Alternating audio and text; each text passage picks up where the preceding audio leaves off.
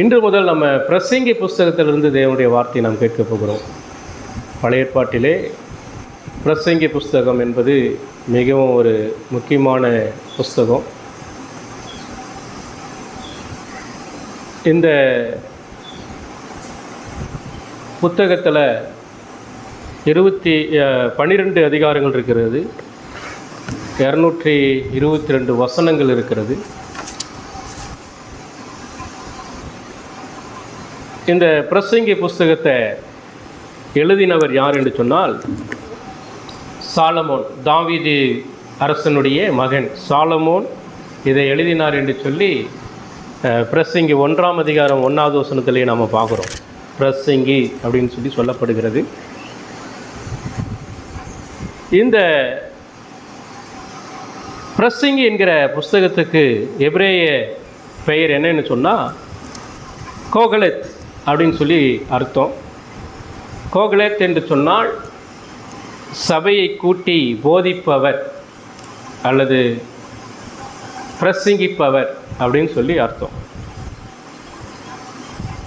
இதில் தமிழில் பிரசங்கி என்று சொல்லி மொழிபெயர்த்து வந்திருக்கிறது. இதனுடைய வரலாற்று பின்னணி என்னன்னு சொன்னால், கிமு 935 சாலமோன் ஆட்சி செய்கிற அந்த காலத்தில் இஸ்ரவேலிலே அமைதியையும் மாபெரும் செல்வாக்கும் இருந்தது.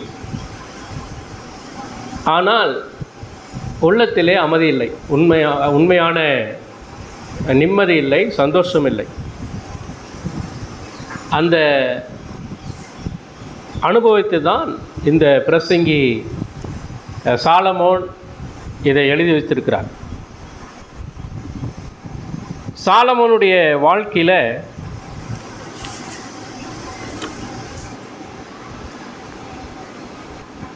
அவன் அனுபவித்த அந்த காரியத்தெல்லாம் இந்த புஸ்தகத்தில் அவர் எழுதுகிறார். இந்த உலகத்தில் நான் ஆட்சி செய்கிற நாட்களில், ராஜாவாக இருந்த நாட்களில், என்னுடைய இள வயதில் எல்லாத்தையும் நான் அனுபவித்தேன். ஆனால் அனுபவித்தது எல்லாமே அது மனதுக்கு சஞ்சலமாகவும் வருத்தமாக தான் இருந்துச்சு. ஒரே ஒரு விஷயந்தான் கடைசியாக நான் கண்டுபிடிச்சது என்னன்னு சொன்னால், கடவுளுக்கு பயந்து அவருடைய கட்டளைகளின்படி நடப்பதே அது நிரந்தரமான ஒரு வாழ்க்கையை கொடுக்கக்கூடியதாக இருக்கிறது அப்படிங்கிறத அவர் கடைசியாக இதை எழுதி முடிக்கிறார்.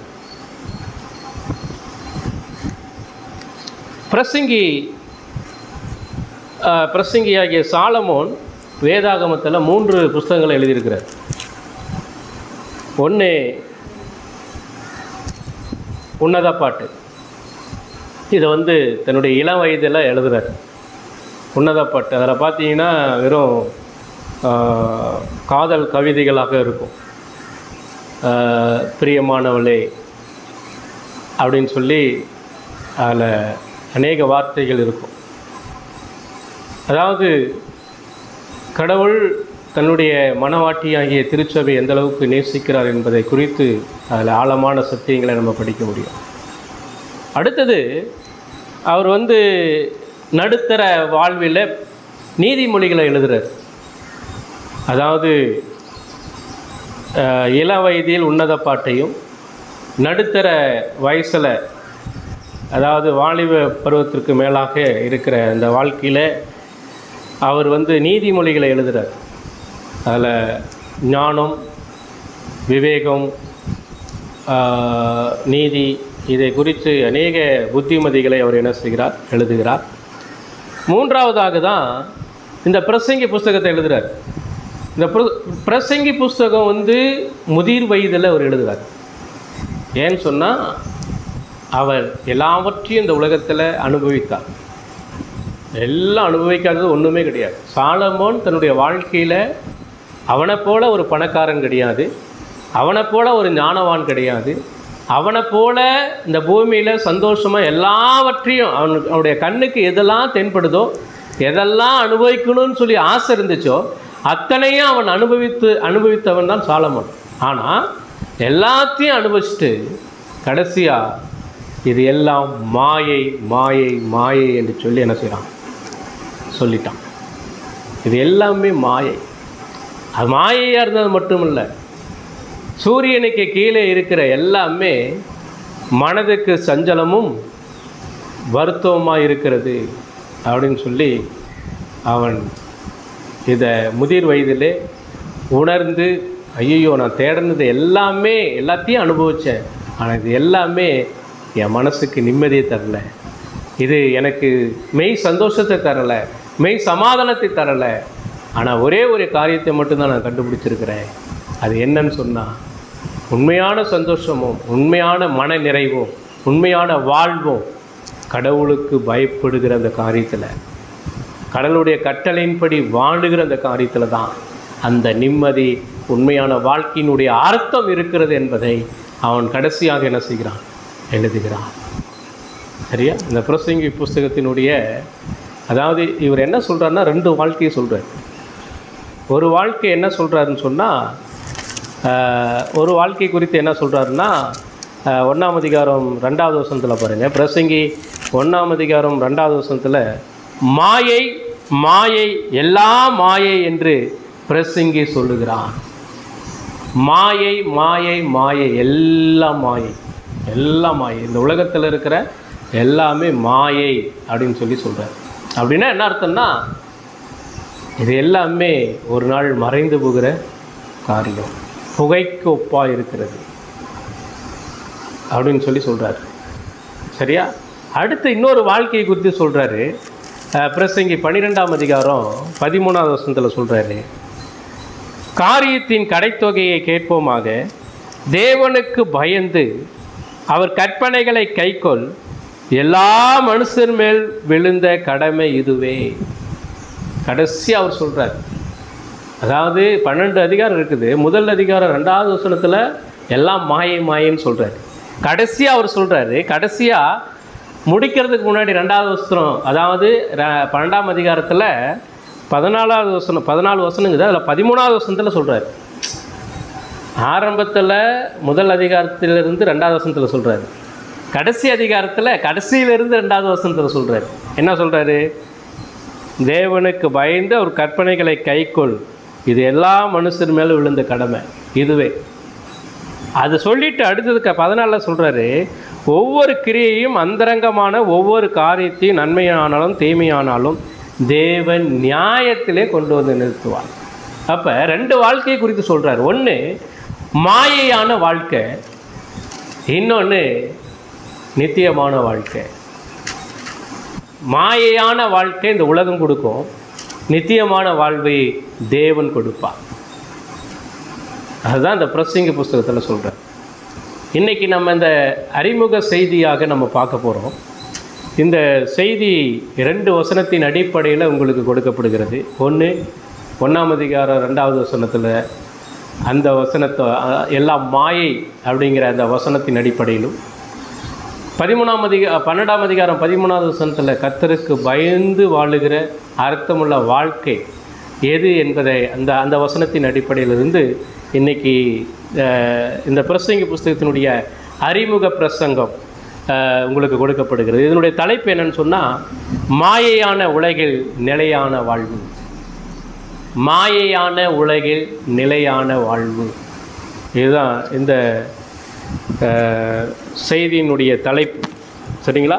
இதில் இந்த பிரசங்கி புஸ்தகத்தில் 3 முக்கிய செய்திகள் அடங்கியிருக்கிறது. அந்த 3 முக்கிய செய்தி தான் இன்றைக்கி நம்ம பார்க்க போகிறோம். முதலாவது செய்தி என்னென்னா, நாம் ஏற்கனவே வாசித்த பிரசங்கி 1ஆம் அதிகாரம் 2வது வசனத்தில், மாயை மாயை எல்லாம் மாயை என்று பிரசங்கி சொல்லுகிறான். இந்த மாயை என்கிறதான இந்த வார்த்தையினுடைய அர்த்தம் என்ன? இந்த மாயை அப்படிங்கிற இந்த சொல்லானது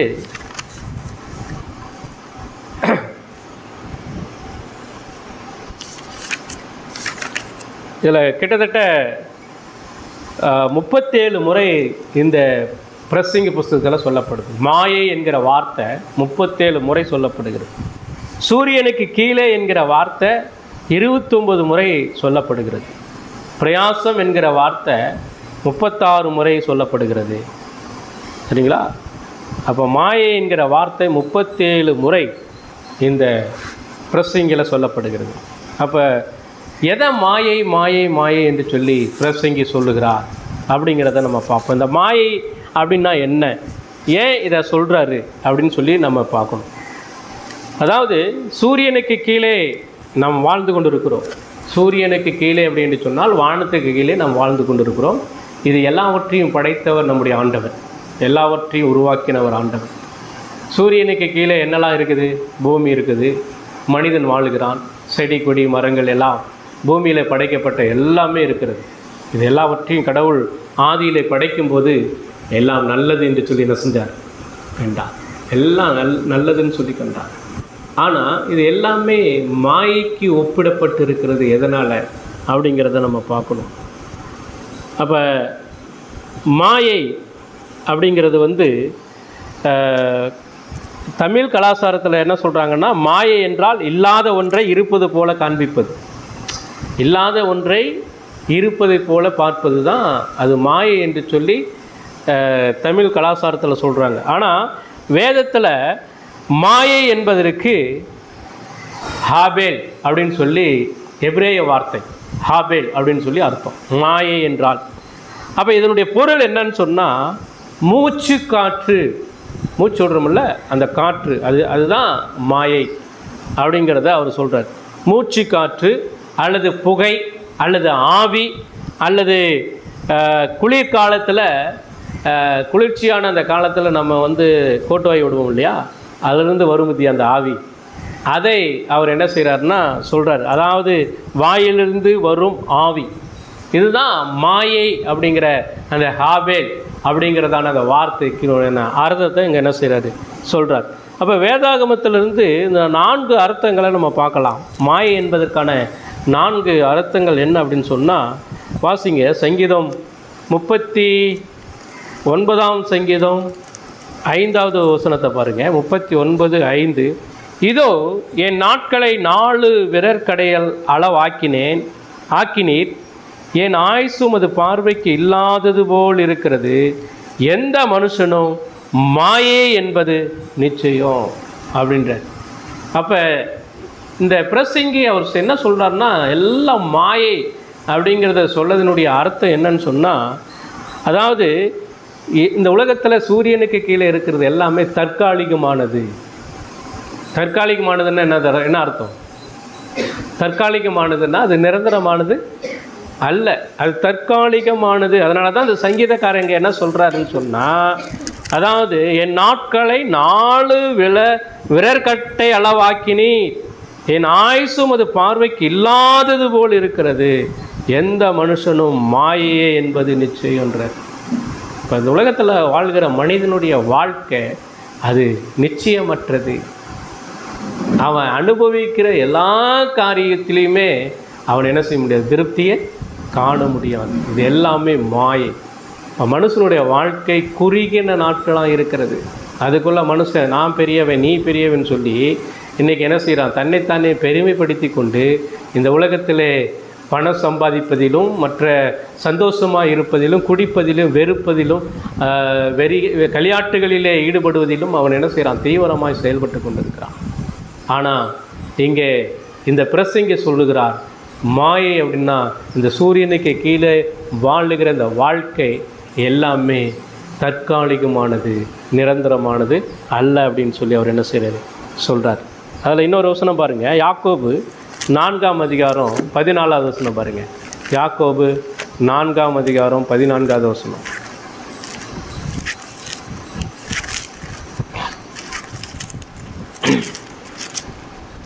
நாளைக்கு நடப்பது உங்களுக்கு தெரியாதே, உங்கள் ஜீவன் எப்படிப்பட்டது, கொஞ்ச காலம் தோன்றி பின்பு தோன்றாமல் போகிற புகையை போல் இருக்கிறது.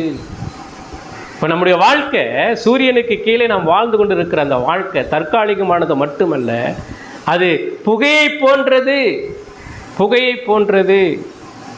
நாளைக்கு நடப்பது தெரியாது, நாளைக்கு என்ன நடக்குன்னு தெரியாது, கொஞ்ச காலம் தோன்றி பின்பு தோன்றாமல் போகிற புகையை போல் இருக்கிறது. மேலே நீங்கள் வானத்தில் பார்த்தீங்கன்னா அந்த மேகம் பார்த்தீங்கன்னா பல வடிவத்தில் காணப்படும். ஆனால் கொஞ்ச நேரம் கழித்து பார்த்தீங்கன்னா அந்த வடிவம் என்ன செய்யும்? காணாமல் போயிடும். இன்றைக்கி அப்படிப்பட்ட ஒரு நிலை தான் இன்றைக்கி மனிதன் உலகத்தில் வாழ்கிற வாழ்க்கை. இதுதான் மாயை என்று சொல்லி இந்த பிரசங்கி என்ன சொல்கிறார். சரிங்களா? அடுத்தது இரண்டாவது மாயைக்கான அர்த்தம் என்னன்னு சொன்னால், வாசிங்க சங்கீதம் 119 சங்கீதம் 119 37வது வசனம் பாருங்கள்.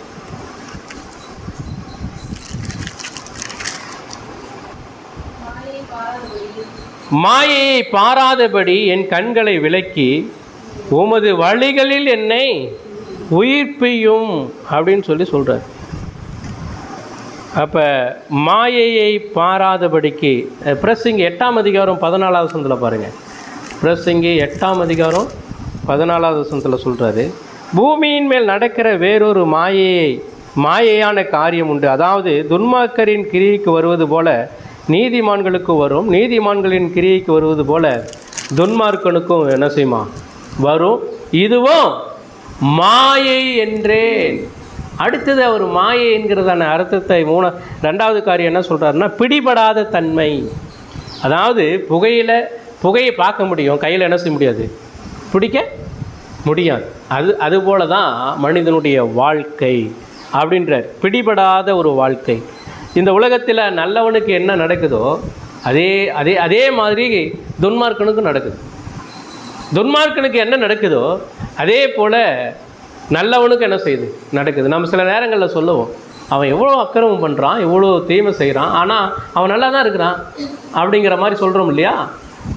அது ஏன் அப்படின்னு சொன்னால், இதுதான் வாழ்க்கை.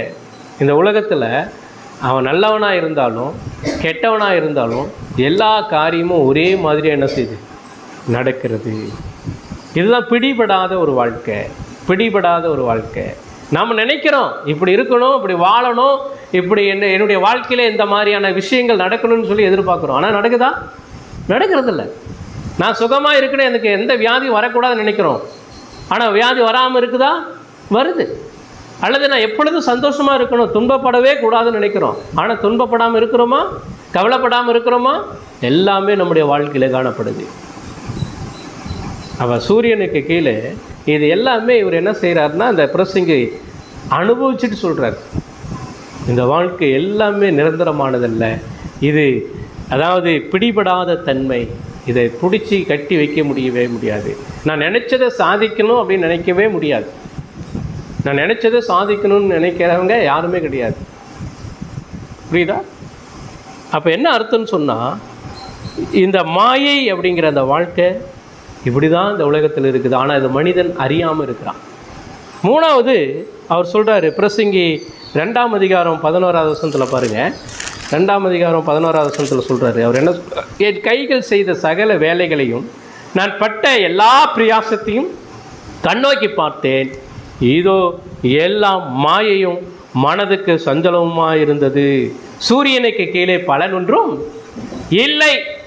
அப்போ அவர் என்ன சொல்ல வராரு? 3வது என்னன்னா, நான் பட்ட எல்லா பிரயாசமும் வீணானது அப்படின்றான். வீணானது. அதில் நான் எந்த பலனையும் எதிர்பார்க்க முடியல. அப்போ இன்றைக்கி எதுக்கு உழைக்கணும் மனுஷன்? எதுக்கு அவன் பிரயாசப்படணும்? இன்றைக்கி அரசியலில் பார்த்திங்கன்னா கூட அவன் நிறையா உழைக்கிறான், அந்த சீட்டை பிடிக்கிறதுக்கு எவ்வளோ முயற்சி பண்ணுறான். ஆனால் அதில் எவ்வளோ பிரச்சனை இருக்குதுங்கிறது அவனுக்கு அறியாமையே இது செஞ்சிட்ருக்கிறான். அவன் பட்ட பாடுகள் அத்தனையுமே வீணானது. இதுக்கு மனுஷன் பிரயாசப்படுறோம். நாம் நிறைய நேரங்களில் ஏன் சலிப்பு ஏன் வருது வாழ்க்கையில்? என்னடா வாழ்க்கை இது?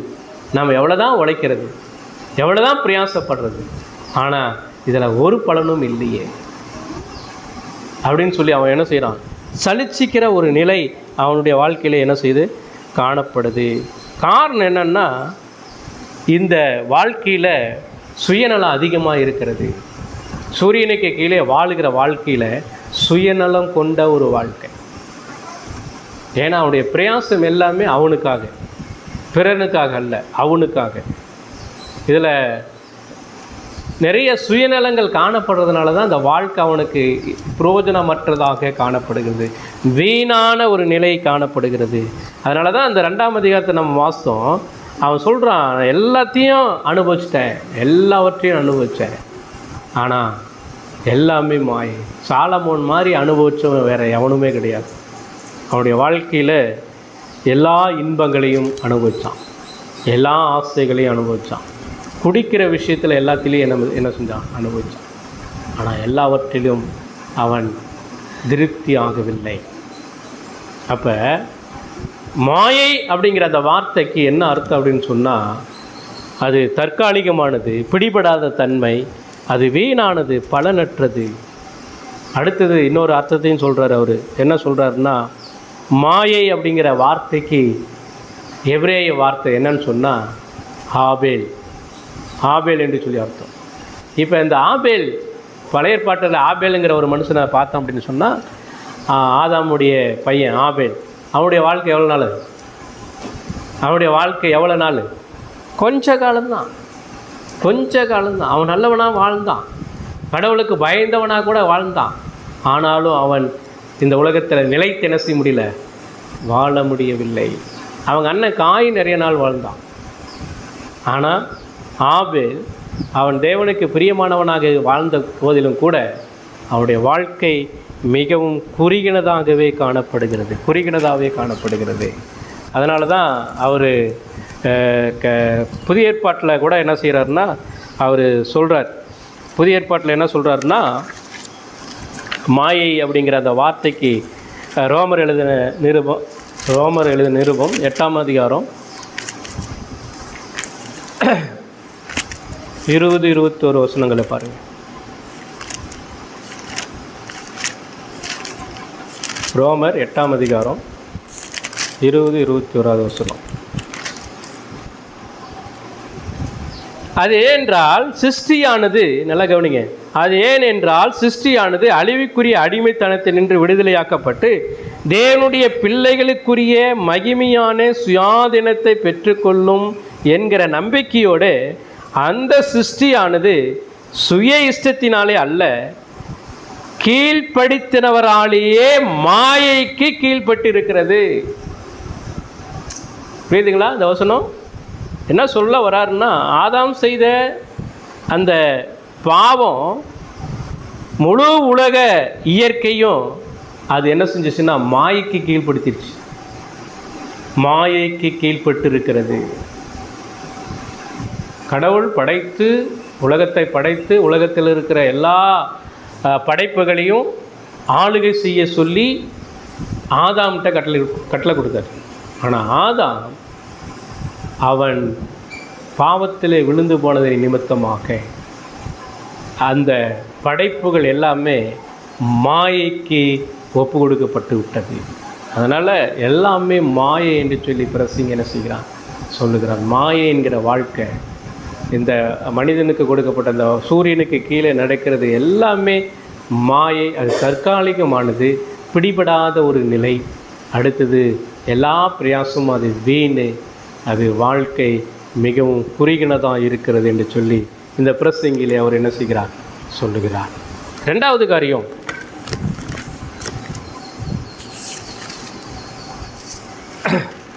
வாசிக்கப்பட்ட வேத பகுதியில் இந்த 2வது அதிகாரத்தில் 1 முதல் 11 வசனங்களை நாம் வாசிக்கும்போது, பிரசங்கி 1:3 பாருங்கள். சூரியனுக்கு கீழே மனுஷன் படுகிற எல்லா பிரயாசத்தினாலும் அவனுக்கு பலன் என்ன. அடுத்தது 8வது வசனத்தில், அதே 1ஆம் அதிகாரம் 8வது வசனம், எல்லா வருத்தத்தினால் நிறைந்திருக்கிறது, அது மனுஷரால் சொல்லி முடியாது, காண்கிறதினால் கண் திருப்தி ஆகிறதில்லை, கேட்கிறதினால் செவி நிரப்பப்படுகிறதும் இல்லை. இல்லைங்களா? 2வது விஷயம், திருப்தியற்ற உலக ஓட்டம். முதல்ல சூரியனுக்கு கீழே உள்ளதெல்லாம் மாயை, எல்லாம் மாயை. 2வது இங்கே என்ன பிரசங்க என்ன சொல்கிறாருன்னா, சூரியனுக்கு கீழே நடைபெறுகிற எல்லா காரியமும் எல்லா ஓட்டமும் அது திருப்தியற்றது, அதில் திருப்தியை பார்க்க முடியாது. சரியா? உலகத்தில் இருக்கிறது எல்லாமே மாயை. அடுத்தது அவர் சொல்கிறாரு, நடைபெறுகிற எல்லா காரியமும் அது திருப்தியற்ற ஒரு ஓட்டம். உலகத்திலே ஒவ்வொரு மனிதனும் எவ்வளோ பிரயாசப்படுறான், ஓடிக்கிட்டே இருக்கிறான்.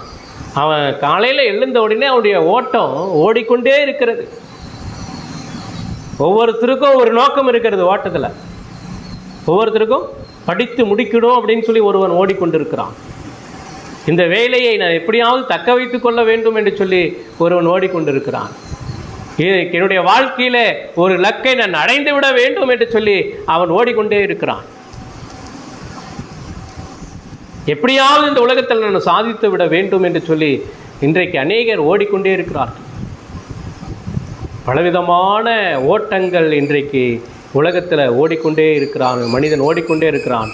ஆனால் அவனுடைய ஓட்டத்தினுடைய முடிவு எல்லாமே அது திருப்தியற்ற ஒரு நிலையாக காணப்படுகிறது. அதனால தான் பிரசங்கி 2ஆம் அதிகாரத்தில் சாலமோன் அவன் சொல்கிறான், அனுபவித்த எல்லா விஷயத்தையும் சொல்கிறான். பாருங்கள், 1 - 3 வசனங்களில் நாம் வாசிக்கும்போது, நான் என் உள்ளத்திலே சொல்லி கொண்டது என்னவென்றால், வா இப்பொழுது உன்னை சந்தோஷத்தினால் சோதித்து பார்ப்பேன், இன்பத்தை அனுபவி என்றேன், இதோ இதுவும் மாயையாக இருந்தது. நகைப்பை குறித்து அது பைத்தியம் என்றும் சந்தோஷத்தை குறித்து அது என்ன செய்யும் என்றும் சொன்னேன். வானத்தின் கீழ் மனுபுத்திரர் உயிரோடு இருக்கும் நாளளவும் பெற்று அனுபவிக்கத்தக்கது இன்னதென்று அறியும் பொருட்டு என் இருதயத்தை ஞானத்தினால் தேற்றி கொண்டிருக்கும் போதே நான் என் தேகத்தை மதுபானத்தினால் சீராட்டி கொண்டிருக்கவும் மதியினத்தை பற்றி கொண்டிருக்கவும் என் உள்ளத்தில் வகை தேடினேன் என்றான். அப்போ அந்த 1 இந்த 2ஆம் அதிகாரம் 1 - 3 வரைக்கும் பார்த்தோம்னா உலக இன்பங்களிலும் கேளிக்கைகளிலும் அவன் மிகவும் திருப்தி காணணும்னு நினச்சான். ஆனால் திருப்தி இல்லை என்று சொல்லுகிறான். இல்லைங்களா? அடுத்தது 4 - 10 வரைக்கும் நீங்கள் வாஸ்து பார்த்தீங்கன்னா அங்கே சாதனைகளிலும் செல்வங்களிலும் திருப்தி இருக்குன்னு பார்த்தான். ஆனால் சாதனையில் அவன் செஞ்ச சாதனைகளில் ஒரு திருப்தியும் கிடையாது. அவன் சொல்கிறான், நான் பெரிய வேலைகளை செய்தேன், எனக்காக வீடுகளை கட்டினேன், திராட்சை தோட்டங்களை நாட்டினேன், எனக்காக தோட்டங்களையும் சிங்கார வனங்களையும் உண்டாக்கினேன், அவைகளில் சகலவித கனி விருட்சங்களையும் நட்டினேன், மரங்கள் பயிராக தோப்புக்கு நீர் பாய்ச்சுகிறது குளங்களை உண்டு பண்ணினேன், வேலைக்காரிகளையும் சம்பாதித்தேன், வீட்டிலும் வேலைக்காரிகள் பிறந்தார்கள், எனக்கு முன் எருசலேமில் இருந்த எல்லாவற்றை பார்க்கலாம், ஆடு மாடு முதலான திரண்ட ஆஸ்தைகள் இருந்தது. அடுத்து தான் சொல்கிறான், வெள்ளியையும் பொன்னையும் ராஜ சம்பத்தையும் மகாணங்களில் உள்ள பொருட்களையும் சேகரித்தேன், சங்கீதக்காரரையும் சங்கீதக்காரிகளையும் அனுபவத்திற்கு இன்பமான பலவித வாத்தியங்களையும் சம்பாதித்தேன். அவன் சொல்கிறான் பாருங்க, எனக்கு முன் எருசலேமில் இருந்த எல்லாரை பார்க்கலும் நான் பெரியவனும் திரவிய சம்பனுமானேன், என் ஞானமும் என்னோடு கூட இருந்தது, என் கண்களில் இச்சித்தேவைகள் எல்லாம் ஒன்றையும் நான் என்ன செய்யறதில்ல விடவில்லை. 10வது வசனம் பாருங்க, என் கண்கள் இச்சித்தேவைகளில் ஒன்றையும் நான் அவைகளுக்கு தடை பண்ணவில்லை, என் இருதயத்துக்கு ஒரு சந்தோஷத்தையும் நான் வேண்டாம் என்று விலக்கவில்லை. அப்போ எல்லாத்தையும் செய்து முடிச்சிட்டோம், இதில் எனக்கு திருப்தி இல்லை அப்படின்ட்டான். யோசித்து பாருங்கள், வாழ்க்கைன்னா என்ன, நம்முடைய வாழ்க்கையினுடைய மையம் என்ன? யோசித்து பாருங்கள், நம்முடைய வாழ்க்கையினுடைய மையம் என்ன? அப்போ இந்த சாலமோன் அனுபவித்த எல்லா காரியத்திலையும் அவனை போல எந்த மனிதனும் அனுபவித்த மாதிரி தெரியல. இவனை போல இதுக்கு முன்னாடியும் இல்லை, இப்பயும் இல்லை, இனி மேலும் வரப்போகிறதும் இல்லை. அந்தளவுக்கு எல்லாவற்றையும் அனுபவித்தான். பெரிய ஆளுவன். இன்னொன்று, அவனுக்கு எத்தனை மனைவி? 300 மனைவி. எத்தனை மறுமனையாட்டி? 700 மறுமனையாட்டி. யோசித்து பாருங்கள். விக்கிரக கோயில்கள்லாம் கட்டினான். நிறைய இதன் மூலமாக அவன் நிறைய பாவத்தை சம்பாதித்து கொண்டான். அப்போ இந்த சாலமோன் அனுபவித்த இத்தனை காரியங்களிலும், அப்போ இந்த வீடு கட்டுறது, தோட்டங்களை உண்டாக்குறது, இதெல்லாம் அவனுடைய வாழ்நாட்களில் எவ்வளோ பிரயாசப்பட்டிருப்பான்னு சொல்லி யோசித்து பாருங்கள். எவ்வளோ பிரயாசப்பட்டிருப்பான், எவ்வளோ செலவு பண்ணியிருப்பான், எவ்வளோ அனுபவிச்சிருப்பான். அவன் கண்கள் என்னெல்லாம் இச்சித்தானோ அதெல்லாம் செஞ்சு முடிச்சிட்டான். எதெல்லாம் அவனுக்கு ஆசை இருந்துச்சோ எல்லாத்தையும் அனுபவிச்சிட்டான். ஆனால் எல்லாத்தையும் அனுபவிச்சுட்டு தான் அவன் சொல்கிறான், இதில் எனக்கு திருப்தி இல்லை, வெற்றிடமாக இருக்கிறது. அப்போ அவனுடைய வாழ்க்கையில் என்ன காரணம்? ஏன் இந்த உலகத்தில் எல்லாத்தையும் அனுபவிச்சு எனக்கு ஏன் நிம்மதி இல்லை, ஏன் திருப்தி ஆக முடியல? இன்னும் எனக்கு வேணும், இன்னும் எனக்கு வேணும், இன்னும் எனக்கு வேணும், இன்னும் எனக்கு வேணும்.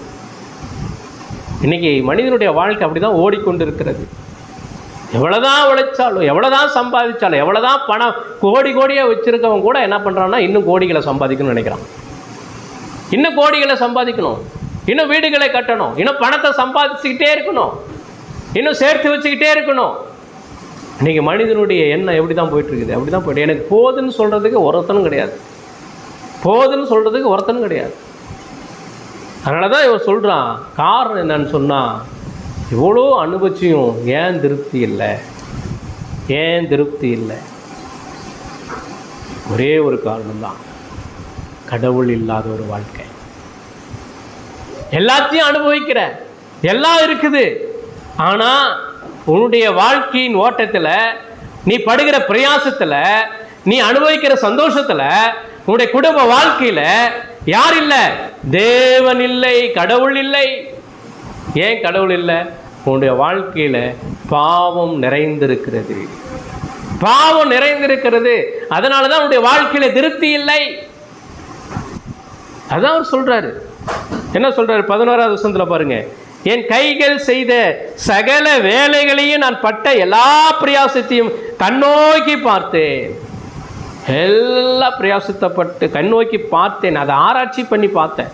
நான் இவ்வளோ பண்ணியிருக்கிறேன்னு, இதில் என்ன காரியம் எனக்கு நேர்ந்தது, இதில் என்ன சந்தோஷம் அடைஞ்சிருக்கிறேன் அப்படின்னு ஆராய்ச்சி பார்த்துட்டு அவன் சொல்கிறான், எல்லாம் இதோ, அந்த வார்த்தை பாருங்கள், இதோ எல்லா மாயையும் மனதுக்கு சஞ்சலமாக இருக்கிறது, சூரியனுக்கு கீழே பலன் ஒன்றும் இல்லை. சூரியனுக்கு கீழே நான் அனுபவித்தது எல்லாம் மாயை, மாயை, மாயை. சாலமோனுடைய வாழ்க்கையில் அவன் இளைஞனாக இருக்கும்போது அநேக சந்தோஷங்களை அனுபவித்தான். அதனால தான் உன்னத பாட்டு எழுதினான், நீதிமொழிகள் எழுதினான், நிறைய காரியங்களை அவன் அனுபவித்தான். அடுத்தது பிரசங்கில் அவன் சொல்கிறான், இது எல்லாம் மாயை என்று சொல்கிறான். காரணம் என்னென்னா, அவன் இந்த உலக வாழ்க்கை தான் எனக்கு, நான் அனுபவிக்கிற சந்தோஷம்தான் எனக்கு எல்லாத்தையும் தரும்னு சொல்லி எண்ணினான். மாயையை நம்பி ஏமாந்து போனான். கடவுள் இல்லாத ஒரு வாழ்க்கை, அதுதான் மாயை. கடவுள் இல்லாத ஒரு வாழ்க்கை, அதுதான் மாயை.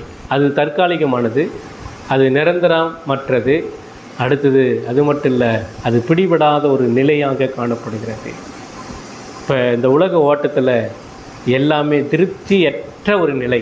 அவன் எவ்வளோதான் பிரயாசப்பட்டாலும் திருப்தியற்ற ஒரு நிலை. காரணம் என்னென்னா, பாவம், பாவம், பாவம். இதுதான் மனிதனுடைய வீழ்ச்சி. அவன் பாவம் செய்து தேவ மகிமையற்றவனாக இருக்கிறான். உடைய வாழ்க்கையில் ஒருவேளை பணம் கோடி கோடியாக இருக்கலாம், அல்லது சொந்த பந்தங்கள் இருக்கலாம், சொத்துக்கள் இருக்கலாம், உனக்கு படிப்பு இருக்கலாம், நீ நல்ல ஒரு உயர்ந்த பதவியில் கூட காணப்படலாம். ஆனால் கடவுள் இல்லாத ஒரு வாழ்க்கை, அது மாயையான வாழ்க்கை என்பது தான் இந்த பிரசங்கி என்ன செய்கிறார், சொல்லுகிறார். சரிங்களா? பிரசங்கி 5ஆம் அதிகாரம் 15வது வசனத்தில் பாருங்கள் என்ன சொல்கிறாருன்னு. தன் தாயின் கர்ப்பத்திலிருந்து நிர்வாணியாய் வந்தான், வந்தது போலவே நிர்வாணியாய் திரும்பி போவான். அவன் தன் பிரயாசத்தினால் உண்டான பலனொன்றையும் தன் கையிலே எடுத்துக்கொண்டு போவதில்லை. எடுத்துக்கொண்டு போவதில்லை. நிர்வாணியாக வந்தால் நிர்வாணியாக என்ன செய்கிறான், போகிறான். அப்போ இதெல்லாம் எதன் அடிப்படையில்? ரோமர் 1ஆம் அதிகாரம் 21வது வசனத்தில் பாருங்கள். ரோமர் 1ஆம் அதிகாரம் 21வது வசனம்.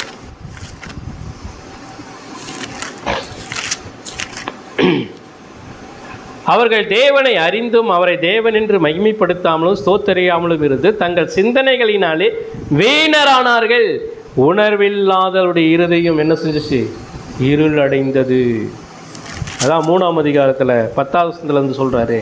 என்ன சொல்கிறாருன்னா, நீதிமான் ஒருவனாகிலும் இல்லை, உணர்வுள்ளவன் இல்லை, தேவனை தேடுகிறவன் இல்லை, எல்லாரும் வழி தப்பி ஏகமாய் கெட்டு போனார்கள், நன்மை செய்கிறவன் இல்லை, ஒருவனாகிலும் இல்லை.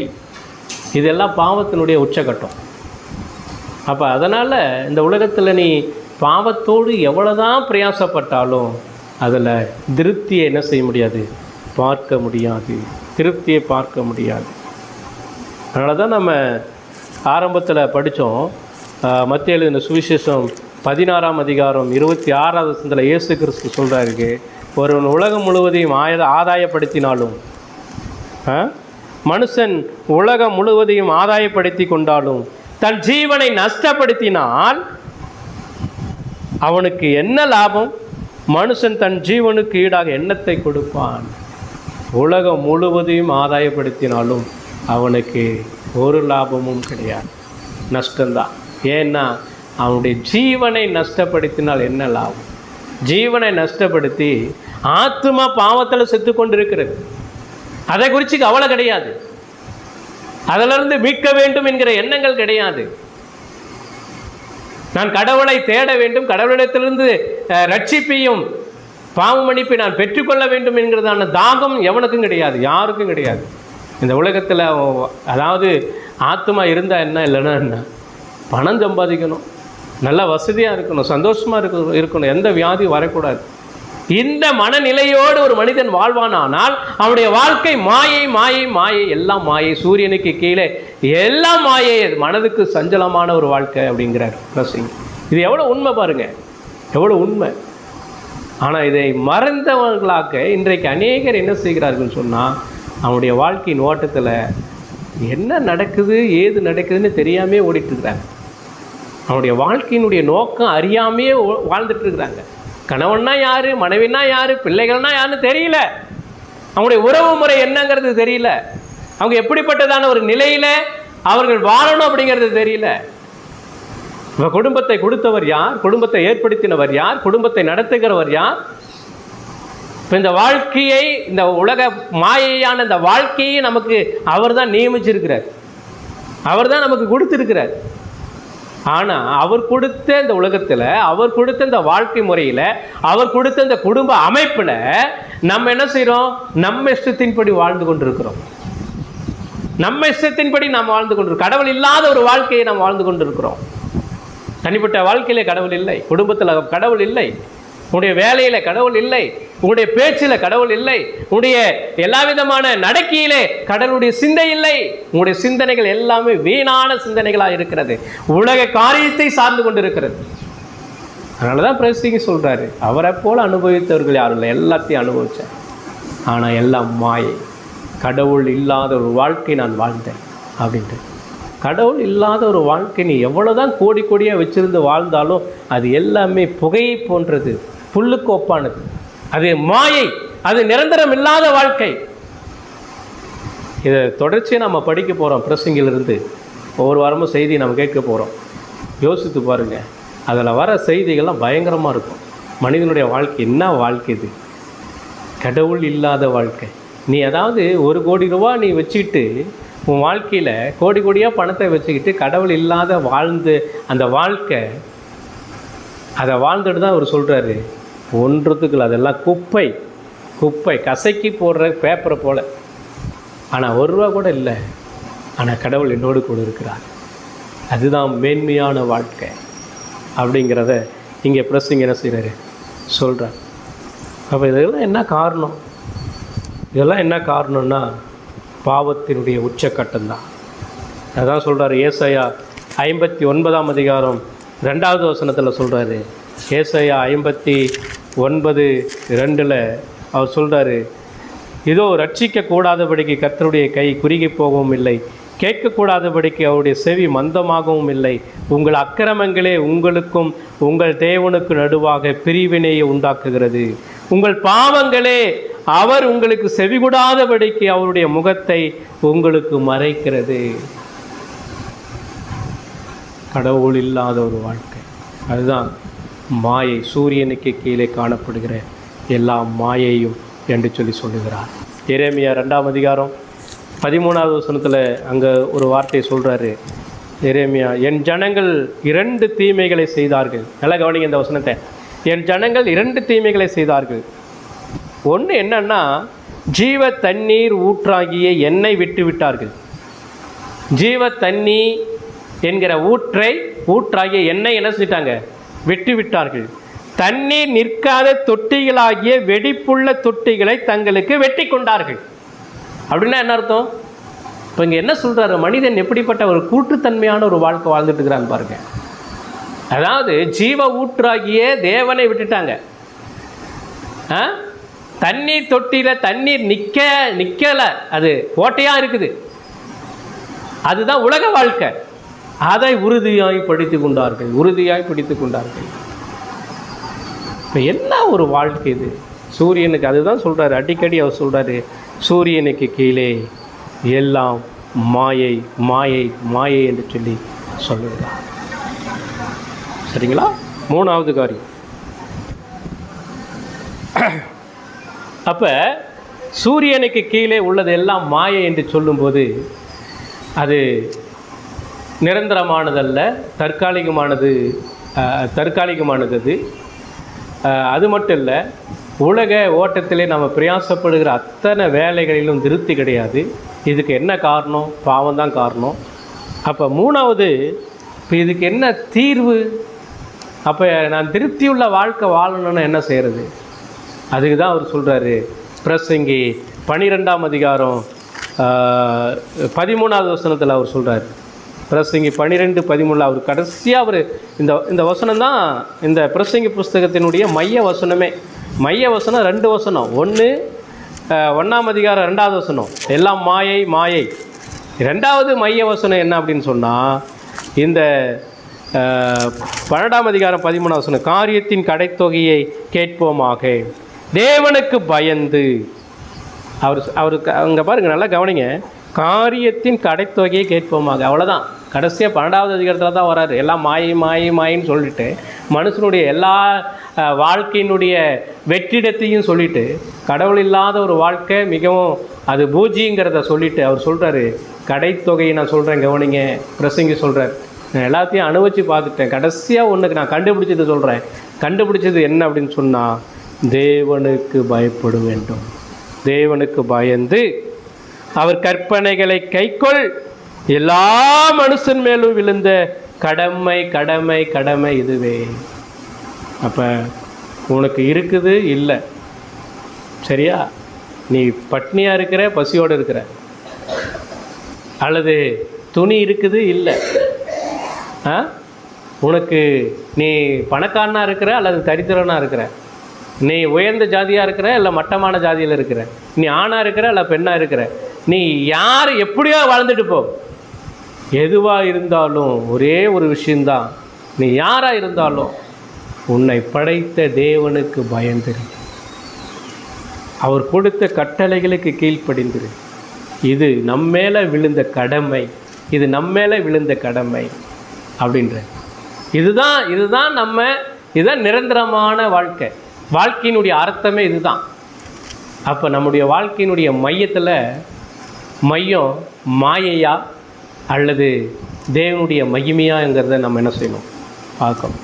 என்னுடைய வாழ்க்கையினுடைய நோக்கமே இந்த உலகத்தினுடைய மாயையான வாழ்க்கையா அல்லது தேவனுக்குள்ளே இருந்து வாழுகிற மகிமையான வாழ்க்கையா?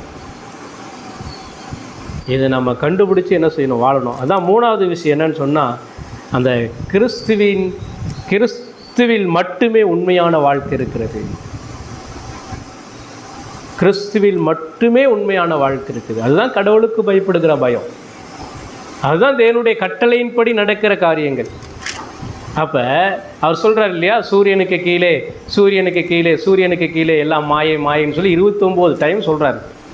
29 முறை இந்த பிரசங்கில் சொல்கிறார். அப்போ சூரியனுக்கு கீழே எல்லாம் மாயை, அது அர்த்தமற்ற வாழ்க்கை, கடவுள் இல்லாத வாழ்க்கை, அது நமக்கு திருப்தியை கொடுக்காத ஒரு வாழ்க்கை அப்படிங்கிறத அவர் சொல்கிறார். அப்போ எது திருப்தியான வாழ்க்கை? சூரியனுக்கு மேலே அங்கிருந்து தான் ஆண்டவராகிய இயேசு கிறிஸ்து இந்த உலகத்துக்கு வந்தார். சூரியனுக்கு மேலே இருந்து தான், வானத்திலிருந்து பரலோகத்திலிருந்து அவர் இந்த பூமிக்கு என்ன செய்தார்? மனிதனாக வந்தார். அப்போ நல்லா கவனிங்க, இந்த அவர் படைத்த இந்த உலகத்தில் அந்த எல்லா பொருட்களும் மாயையாக இருக்கிறது. அவனுடைய மனிதனுடைய பிரயாசங்கள் எல்லாம் மாயையாக இருக்கிறது. அவனுக்கு திருப்தி இல்லாத ஒரு நிலை. அதுக்கு காரணம் பாவத்தின் நிலையில தான், வீணான சிந்தனையில் குருட்டுத்தனத்தில் வாழ்ந்து கொண்டிருக்கிறான். எது நல்லது எது கெட்டதுன்னு அவனுக்கு என்ன செய்யலை தெரியாத ஒரு வாழ்க்கையில் வாழ்ந்திருக்கிறான். அப்படிப்பட்டவனை சரியாக்கும்படி தான் ஆண்டவராகிய இயேசு கிறிஸ்து வானத்திலிருந்து சூரியனுக்கு மேலே இருந்து அவர் இந்த உலகத்துக்கு என்ன செய்தார்? வந்தார். அப்போ இயேசு ஏன் வந்தார்? யோவான் 3ஆம் அதிகாரம் 31வது வசனம் பாருங்கள். யோவான் 3:31 அவர் சொல்கிறாரு,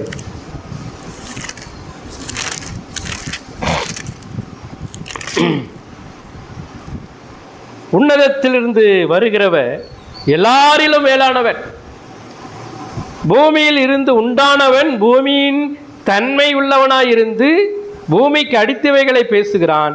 பரலோகத்திலிருந்து வருகிறவர் எல்லாரிலும் மேலானவர், தாம் கண்டதையும் கேட்டதையும் சாட்சியாய் சொல்லுகிறார். அவருடைய சாட்சியை ஒருவனும் ஏற்றுக்கொள்கிறதில்லை. அப்போ மேலானவரை நாம் தேட வேண்டும், மேலானவரை உறுதியாய் பற்றி கொள்ள வேண்டும். வேதம் என்ன சொல்லுது தெரியுமா? அதாவது பிரசங்கிக்கும் இயேசு கிறிஸ்துவுக்கும் ரொம்ப தொடர்பு இருக்கிறது. பிரசங்கி சாலமோனுக்கும் இயேசு கிறிஸ்துவுக்கும் மத்திய எழுதின சுவிசேஷம் அங்கே சொல்கிறார் பாருங்க. 12ஆம் அதிகாரம் 42வது வசனம் பாருங்க.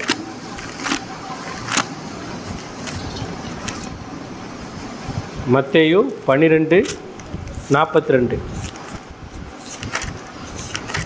வாசிங்க.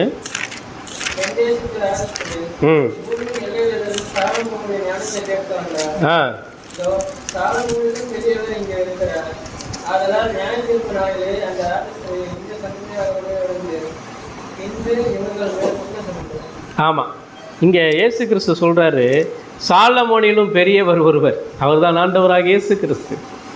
சாலமோனிலை காட்டிலும் பெரியவர். அந்த ராஜஸ்திரி சாலமோனுக்கிட்ட தான் அதிக ஞானம் இருக்குது அப்படின்னு சொல்லி விசாரிப்பதற்கு, அவர்கிட்ட ஞானத்தை பெற்றுக்கொள்வதற்கு வரா. ஆனால் அங்கே அவளுக்கு பதிலாக இயேசு கிறிஸ்து சொல்கிறார், என்ன சொல்கிறாருன்னா, சாலமோனை காட்டிலும் பெரியவர், மேலானவர் ஒருவர் இருக்கிறார், அவர் தான் ஆண்டவராக இயேசு கிறிஸ்து. சாலமோனுடைய வாழ்க்கையில் அவன் பட்ட பிரயாசத்தில் ஒன்றும் திருப்தி இல்லை, எல்லாம் மாயை என்று சொல்லி கண்டுபிடிச்சான். ஆனால் அவரிலும் மேலானவர் ஒருவர் வரப்போகிறார். அவர் வானத்திலிருந்து பிதாவின் வலது வருஷத்திலிருந்து வரப்போகிறார். அவரிடத்திலே நித்தியமான நிரந்தரமான அர்த்தமுடைய ஒரு வாழ்க்கை இருக்கிறது. அந்த வாழ்க்கைக்காக நீங்களும் நானும் தேவனுக்கு பயந்து அவருடைய கட்டளைகளுக்கு கீழ்ப்படிந்து நாம் என்ன செய்யணும்? வாழணும். இதுதான் நித்தியமான நிரந்தரமான வாழ்க்கை என்பதை அவர் என்ன செய்கிறார்? சொல்லுகிறார். சரிங்களா? அதுதான் யோவான் 10ஆம் அதிகாரம் 10வது வசனத்தில் சொல்கிறாரு, இயேசு கிறிஸ்து அவர் இங்கு உலகத்துக்கு வந்த நோக்கம் என்ன அப்படின்னு சொன்னால், 10ஆம் அதிகாரம் 10வது, திருடன் திருடவும் கொல்லவும் அழிக்கவுமே வருகிறானே என்று வேறு ஒன்றுக்கு வரான், நானோ அவைகளுக்கு ஜீவன் உண்டாயிருக்கவும் அது பரிபூர்ணப்பட வந்தேன். ஜீவன் இல்லை. இந்த உலகத்தில் பாவத்தோடு வாழுகிற மனுஷனுடைய பிரயாசத்தில் ஜீவன் இல்லை. ஜீவன் உண்டாகும்படிக்கு தான் இயேசு கிறிஸ்து வந்தார். அவர்கள் தான் ஜீவன் இருக்கிறது. அது ஜீவன் பரிபூர்ணப்படும்படியாக நான் வந்தேன் அப்படின்னு சொல்லி என்ன செய்கிறாரு? சொல்கிறார். இப்போ சூரியனுக்கு மேலே நித்தியமான நிரந்தரமான வாழ்வு உண்டு. அந்த வாழ்வை கொடுக்கிறவர் ஆண்டவராகிய இயேசு கிறிஸ்து மாத்திரமே. அவர் தாகத்தை தீர்க்கிற கடவுள். அவர் ஜீவனை கொடுக்கிறவர் மட்டுமல்ல, தாகத்தை தீர்க்கிற கடவுள். யோவான் 4ஆம் அதிகாரம் 13-14 அங்கே பார்த்தோம் அப்படின்னு சொன்னால், அங்கே சமாரிய ஸ்திரீ அண்டையிலே ஆண்டவராக இயேசு கிறிஸ்து பேசும்போது சொல்கிறாரு, இயேசு அவளுக்கு பிரதித்திரமாக, இந்த தண்ணீரை குடிக்கிறவனுக்கு மறுபடியும் தண்ணீர் தாகம் உண்டாகும். அப்படின்னா அங்கே நல்லா கவனித்து பாருங்கள். ஆவிக்குரிய ரீதியில் கொஞ்சம் சிந்திச்சு பாருங்கள். இந்த உலகத்தில் தண்ணீர் குடித்தான்னா, நார்மலான தண்ணீர் குடித்தானா மீண்டும் அவனுக்கு என்ன செய்யும்? தாகம் வந்துக்கிட்டே இருக்கும். அப்போ இதில் அவனுக்கு என்ன இல்லை? திருப்தி கிடையவே கிடையாது. ஆனால் இயேசு சொல்கிறாரு, நான் கொடுக்கும் தண்ணீரை குடிக்கிறவனுக்கோ ஒரு காலம் தாகம் உண்டாகாது. அவனுக்கு கொடுக்கும் தண்ணீர் அவனுக்குள்ளே நித்திய ஜீவகாலமாய் ஊறுகிற ஊற்றாயிருக்கிறது. இதற்காக தான் இயேசு கிறிஸ்து இந்த உலகத்துக்கு வந்தார். வாழ்க்கை, உலக வாழ்க்கை நிரந்தரமானது அல்ல, தற்காலிகமானது. இது மாயையானது, மனதுக்கு சஞ்சலமாக இருக்கிறது. கடவுள் இல்லாத ஒரு வாழ்க்கை, பாவம் நிறைந்த ஒரு வாழ்க்கை. இந்த வாழ்க்கையிலே திருப்தி இருக்காது. ஆனால் கர்த்தருக்கு பயந்து அவருடைய கட்டளைகளுக்கு கீழ்ப்படியும் போது அதில் இருக்கிற திருப்தி தான், அந்த திருப்தியை கொடுக்கிறவர் தான், அந்த ஜீவனை கொடுக்கிறவர் தான் ஆண்டவராகிய இயேசு கிறிஸ்து. அதுக்காக தான் இந்த உலகத்திற்கு அவர் வந்தார். சரிங்களா? பிரசங்கி 2ஆம் அதிகாரம் 22வது வசனத்தில் பாருங்கள். அங்கே என்ன சொல்ல வர்றாருன்னா, பிரசங்கி 2ஆம் அதிகாரம் 22வது வசனத்தில், மனுஷன் சூரியனுக்கு கீழே படுகிற பிரயாசத்தினாலும் அவனுடைய இருதயத்தின் எண்ணங்களினாலும் அவனுக்கு லாபம் என்ன? ஒரு லாபமும் கிடையாது. ஆனால் ஆண்டவராக இயேசு கிறிஸ்து சொல்கிறாரு, மத்தேயு 11:28 சொல்கிறாரு, என்ன சொல்கிறாரு? வருத்தப்பட்டு பாரம் சுமக்கிற மக்களே, நீங்கள் எல்லாரும் இடத்தில் வாருங்கள், நான் உங்களுக்கு என்ன செய்வேன்? இளைப்பாறுதலை தருவேன். சூரியனுக்கு கீழே பிரசங்கிப்பட்ட எல்லா பிரயாசத்தினாலும் ஒரு பலனும் இல்லை. ஆனால் பலனை கொடுக்கிற ஆண்டவராக இயேசு கிறிஸ்து அவர் நம்மை அழைக்கிறார். வாங்க, என்னிடத்தில் வாங்க. அதுதான் சொல்கிறார், கடவுளுக்கு பயப்படுங்கன்ற. என்னிடத்தில் வாங்கன்னா அப்படின்னா என்ன அர்த்தம்? கடவுளுக்கு பயந்துருங்க, பயப்படுங்க. அவர் பரிசுத்தமானவர். ஏன் பயப்படணும்? நான் பாவியாக இருக்கிறதுனால கடவுள் என்னை நியாயம் தீர்க்க போகிறார். நித்தியமான நரகத்திற்கு ஏதுவானவன் நான். எனவே அவருக்கு நான் என்ன செய்யணும்? பயந்திருக்கணும். ஆண்டவரே, நான் பாவி, நீ பரிசுத்தர். ஐயோ நான் அதமானேன், நான் நித்திய நரகத்துக்குரியவன், என்னை மீட்டுக்கொள்ளும் ஆண்டவரே. உம்முடைய குமாரனாகிய இயேசுவின் மூலமாய் என்னை மீட்டுக்கொள்ளும், என்னை ரட்சித்துக் கொள்ளும், என்னை பாவத்திலிருந்து விடுவித்தருளும். இந்த மாயையான உலக வாழ்க்கையிலிருந்து நிரந்தரமான வாழ்க்கைக்கு நான் போகணுமே ஆண்டவரே. அந்த வாழ்க்கைக்கு என்னை என்ன செய்யும்? தகுதிப்படுத்தும் என்று சொல்லி ஆண்டவராக இயேசு கிறிஸ்து அழைப்பு கொடுக்கிறார்.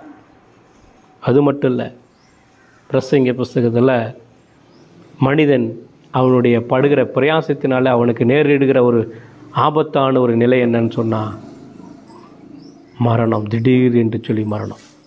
அதுதான் சொல்கிறது பிரசங்கி 12ஆம் அதிகாரம் 7வது வசனத்தில் அவர் சொல்கிறார்.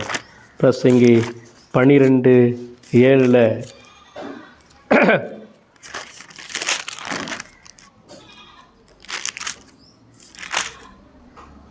என்ன சொல்கிறாரு? இவ்விதமாய் மண்ணானது தான் முன்னிருந்த பூமிக்கு திரும்பி ஆவி தன்னை தந்த தேவனிடத்திற்கு மறுபடியும் போகாததற்கு முன்னும் அவரை உன் வாலிப பிரயாயத்திலே நீ என்ன செய் நினை என்று சொல்லுகிறார். அப்போ மண்ணானது தன் முன்னிருந்த பூமிக்கு திரும்பி ஆவி தன்னை தேவனிடத்திற்கு மறுபடியும் போகாததற்கு முன்னும். அப்போ மரண பயத்திற்கு கிறிஸ்து ஒருவரே உயிர்த்தெழுந்த நம்பிக்கையாக இருக்கிறார். பிரசங்கி 9:2 கூட சொல்கிறார் பாருங்கள். பிரசங்கி 9:2 எல்லாருக்கும் எல்லாம் ஒரே விதமாய் சம்பவிக்கும், சன்மார்க்கனுக்கும் துன்மார்க்கனுக்கும் நற்குணமும் சுத்தமும் உள்ளவனுக்கும் சுத்தம் இல்லாதவனுக்கும் பலியிடுகிறவனுக்கும் பலியிடாதவனுக்கும் ஒரே விதமாய் சம்பவிக்கும். நல்லவனுக்கு எப்படியோ பொல்லாதவனுக்கு அப்படியே. ஆணையிடுகிறவனுக்கும் ஆணையிட பயப்படுகிறவனுக்கும் சமமாய் சம்பவிக்கும். அப்போ சூரியனுக்கு கீழே எல்லாருக்கும் மரணம் உண்டு.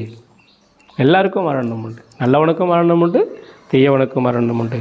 ஆனால் இந்த மரண பயத்திலிருந்து ஆண்டவராக இயேசு கிறிஸ்து அவர் என்ன செய்கிறார்? விடுதலை கொடுக்கிறார். யோவான் 11ஆம் அதிகாரம் 25வது வசனத்தில் சொல்கிறாரு. யோவான் 11:25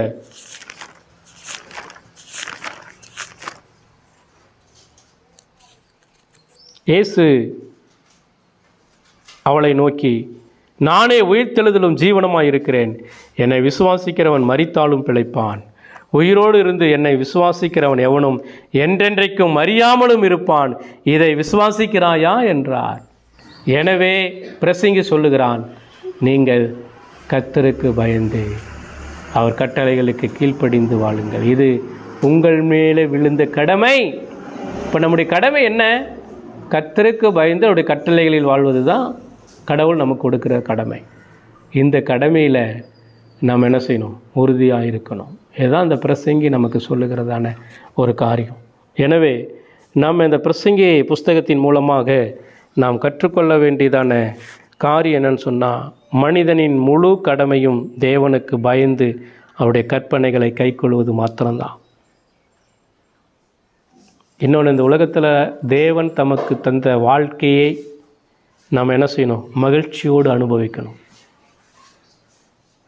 கடவுளோடு இருந்து நம்ம என்ன செய்யணும்? அனுபவிக்கணும். நம்ம கடவுளோடு இருந்து இந்த உலகத்தில் நம்ம பிரயாசப்படும் போது, கடவுளோடு இருந்து இந்த உலகத்தில் நம்ம எல்லா கிரியைகளையும் நம்ம செய்யும்போது, ஒருவேளை அதில் வருத்தம் இருக்கும், துன்பம் இருக்கும், அல்லது நம்ம எதிர்பார்க்குற அளவுக்கு நமக்கு நடக்காமல் இருக்கலாம். ஆனால் எதுவாக இருந்தாலும் கடவுள் கொடுத்த வாழ்க்கை, கடவுள் நமக்கு கணவனை கொடுத்துருக்கிறாரு, மனைவி கொடுத்துருக்கிறாரு, பிள்ளைகளை கொடுத்துருக்கிறாரு, இந்த உலகத்தில் நமக்கு ஒரு வாழ்க்கையை கொடுத்துருக்கிறாரு. கடவுளோடு இருந்து அந்த வாழ்க்கையை நம்ம வாழும்போது அந்த வாழ்க்கை ஒருவேளை வருத்தம் பிரச்சனை இருந்தாலும் சமாதானம் இருக்கும், நிம்மதி இருக்கும். ஏன்னா கடவுளுக்கு நம்ம பயப்படும்போது, அவருடைய கட்டளையின்படி நாம் நடக்கும்போது, ஏன்னா இந்த உலக வாழ்க்கை நமக்கு நிலையானது அல்ல, சூரியனுக்கு கீழே நிலையானது அல்ல, சூரியனுக்கு மேலே நிலையான நித்தியமான அந்த வாழ்க்கையை இயேசு கிறிஸ்து உங்களுக்காக எனக்காக என்ன செய்கிறார்? வைத்திருக்கிறார். அது மட்டும் இல்லை, தேவனுடைய காலத்தையும் திட்டத்தையும் நம்ம என்ன செய்யணும்? மதித்து வாழணும். தேவன் நமக்கு ஒவ்வொருத்தருக்கும், அது 3வது அதிகாரத்தில் சொல்கிறார், ஒவ்வொருத்தருக்கும் ஒவ்வொரு காலம் இருக்குது. பிரசங்கியில் சொல்கிறார், ஒவ்வொன்றுக்கும் ஒவ்வொரு காலம் இருக்குது. அப்போ எல்லாத்துக்குமே காலத்தையும் திட்டத்தையும் கடவுள் நமக்கு ஏற்படுத்தி வச்சுருக்கிறார். அந்த காலத்தையும் அந்த திட்டத்திலையும் நம்ம எப்பொழுதும் மகிழ்ச்சியாக இருக்க பார்க்கணும். ஒருவேளை கடவுள் என்னை குறித்து ஒரு திட்டம் வச்சுருக்கிறாருன்னா, அந்த திட்டத்தில் சோதனைகள் இருக்கும், பிரச்சனைகள் இருக்கும். அந்த திட்டத்திலையும் நம்ம என்ன செய்யணும்? சமாதானமாக இருக்கணும். பவுல் குறித்து ஒரு திட்டம் வச்சுருந்தார், எருசலேமுக்கு போய் அவன் அநேக பாடுகளை படணும்னு சொல்லி. இது கடவுளுடைய திட்டம், பவுலை குறித்து தானே ஒரு திட்டம். அந்த திட்டத்திலையும் அவன் மகிழ்ச்சியாக என்ன செஞ்சான்? கிறிஸ்து எனக்கு ஜீவன், சாவு எனக்கு ஆதாயம் என்று சொல்லி சொன்னான். அதனால தான் பவுலுடைய வாழ்க்கையை கூட நீங்கள் பார்த்தீங்கன்னா, லாபமாக இருந்த எல்லாவற்றையும் நஷ்டம் என்று, இதுதான் லாபமாக இருந்த எல்லாவற்றையும் நஷ்டம்னா சூரியனுக்கு கீழே அனுபவித்த எல்லா காரியத்தையும் சொல்கிறான். ஒரே ஒரு விஷயந்தான், கிறிஸ்து எனக்கு ஜீவன், சாவு எனக்கு ஆதாயம். இதுதான் அவனுக்கு கொடுக்கப்பட்ட மகிழ்ச்சியான வாழ்க்கை.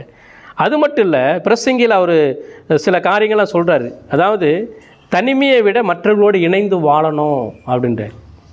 தனிமையை விட மற்றவர்களோடு இணைந்து வாழணும், ஒண்டிக்காரனாக இருக்கக்கூடாது அப்படிங்கிறத அவர் என்ன செய்கிறாரு? சொல்கிறார். அது மட்டும் இல்லை, பண ஆசை எல்லா தீமைக்கும் அது வேறாக இருக்கிறது. பண ஆசை இல்லாமல் மனநிறைவோடு நம்ம இருந்தாலும் இல்லைனாலும் என்ன செய்யணும்? வாழணும் அப்படிங்கிறத சொல்கிறார். இளமை காலத்தில் நம்ம என்ன செய்யணும்? வாலிப பிரயாணத்தில் கடவுளை நினைக்கணுங்கிறத சொல்கிறார். அது மட்டும் இல்லை, நாம் தேவனுக்கு பயந்து வாழும்போது, தேவாலயத்துக்கு போகும்போது நம்முடைய நடையை காத்து கொள்ளணுங்கிறதையும் சொல்கிறார், பிரசங்கில் சொல்கிறார். இப்போ இப்படி அநேக சத்தியங்கள் நமக்கு என்ன செய்யுது? இந்த பிரசங்கி புஸ்தகத்தில் நமக்கு கொடுக்கப்பட்டிருக்கிறது. 2 விஷயந்தான். ஒன்று, தேவன் இல்லாத ஒரு வாழ்க்கை, அதுதான் உலக மாயை. இந்த உலகம் கொடுக்குற வாழ்க்கை. ஆனால் தேவனோடு வாழுகிற வாழ்க்கை, அதுதான் கிறிஸ்துவுக்குள் இருக்கிற வாழ்கிற வாழ்க்கை. அந்த வாழ்க்கை நித்தியமானது, நிரந்தரமானது. எனவே நாம் கடவுளுக்கு பயந்து அவருடைய கட்டளைகளுக்கு கீழ்ப்படிந்து நாம் வாழ்வோம். நமக்கு நியாய தீர்ப்பு உண்டு. அந்த நியாய தீர்ப்பிலே நீங்களும் நானும் எப்படிப்பட்ட வாழ்க்கை வாழ்ந்தங்கிறத ஆண்டவர் அந்த நியாய தீர்ப்பிலே வெளிப்படுத்துவார். எனவே நம்ம உலக காரியங்களை குறித்து, உலக காரியங்களை நேசித்து பாவத்தோடு நம்ம மாயையான அந்த புகையான அந்த வாழ்க்கையை நம்ம வாழாமல், கடவுள் இயேசு கிறிஸ்து நமக்கு வைத்திருக்கிற அந்த நித்தியமான வாழ்க்கைக்கு நம்ம ஒப்பு கொடுப்போம். ஒருவேளை நம்மிடத்தில் பாவங்கள் இருக்குமானால் அந்த பாவத்தை நம்ம அறிக்கை செய்வோம்.